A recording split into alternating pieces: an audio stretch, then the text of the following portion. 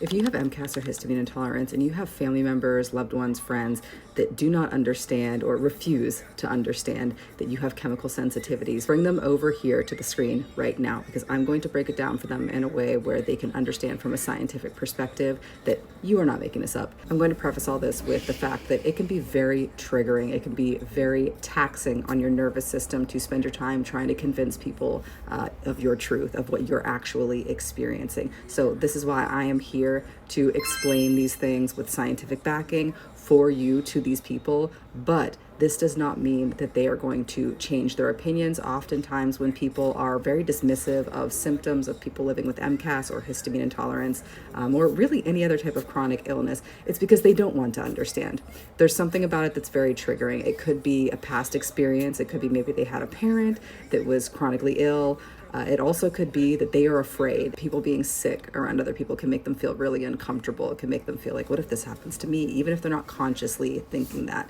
There are also people that just do not have a sense of empathy or sympathy. This is going to be a series, so make sure that you save, come back to my page. This is going to be good. You don't want to miss this information, because at the end of the day, this is really for you.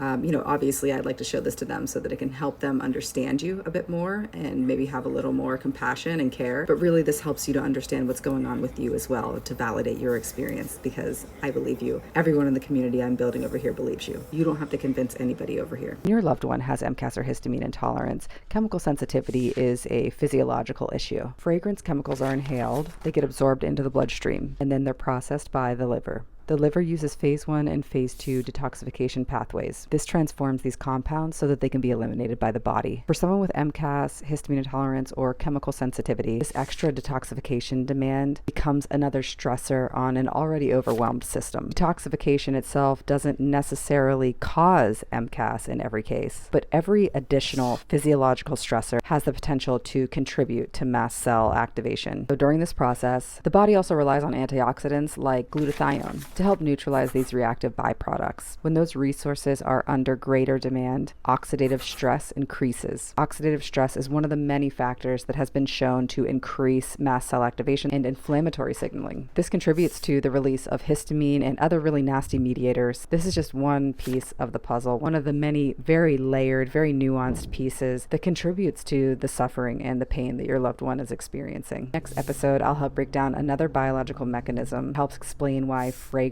can be so challenging